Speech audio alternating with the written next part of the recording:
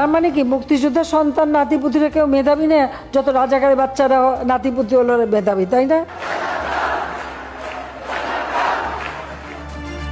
2 বছরের ব্যবধানে ক্যালেন্ডারে আবারও ফিরে এসেছে 14 জুলাই। কিন্তু দিনটি শুধু একটি তারিখ নয়, এটি স্মরণ করিয়ে দেয় উত্তাল এক বিকেলের কথা, যখন কোটা সংস্কারের দাবিতে হাজারো শিক্ষার্থীর পদচারণায় মুখর হয়েছিল বঙ্গভবনের আশপাশ। রাষ্ট্রপতির কাছে নিজেদের দাবি পৌঁছে দিতে স্মারকলিপি হাতে এগিয়ে এসেছিলেন আন্দোলনকারীরা। সেদিনই বঙ্গভবন থেকে ফিরে সমবেত শিক্ষার্থীদের সামনে দাঁড়িয়ে আন্দোলনের পরবর্তী পথরেখা তুলে ধরেছিলেন সমন্বয়ক নাহিদ ইসলাম, যা আন্দোলনের ইতিহাসে একটি গুরুত্বপূর্ণ মুহূর্ত হয়ে আছে।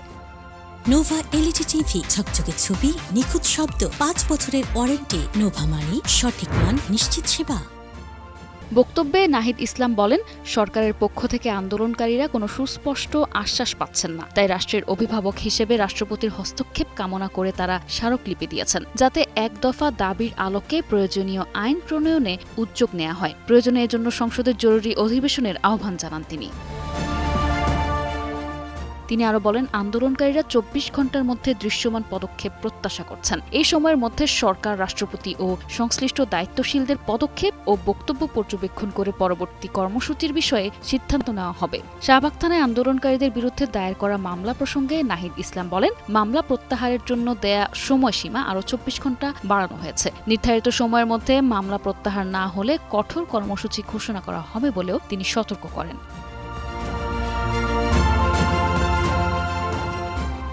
এদিকে সেদিন রাতে চীন সফর শেষে আয়োজিত সংবাদ সম্মেলনে কোটা আন্দোলন প্রসঙ্গে প্রধানমন্ত্রীর এক মন্তব্যকে কেন্দ্র করে বিভিন্ন বিশ্ববিদ্যালয় ও শিক্ষা প্রতিষ্ঠানের শিক্ষার্থীদের মধ্যে তীব্র প্রতিক্রিয়া দেখা দেয়। মধ্যরাতেই ঢাকা বিশ্ববিদ্যালয় সহ বিভিন্ন ক্যাম্পাসে বিক্ষোভ শুরু হয়, যার মধ্যে তুমি কে, আমি কে, রাজাকার রাজাকার স্লোগানটি ব্যাপকভাবে উচ্চারিত হয়।